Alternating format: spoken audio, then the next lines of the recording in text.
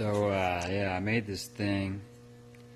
You know, you got your timing thingamadoobob, magneto spark thingamadoohickey, and I wanted to go on advanced timing because America, and so I made this plate thingy and this thing. Got two bolts here. I'm gonna put them in there, but then the stupid carburetor's in the way.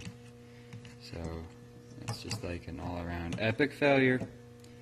I think I'm gonna get a 19 mil slide carb though, with the manifold.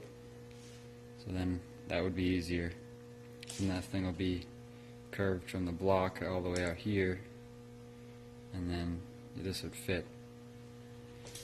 So yeah, maybe.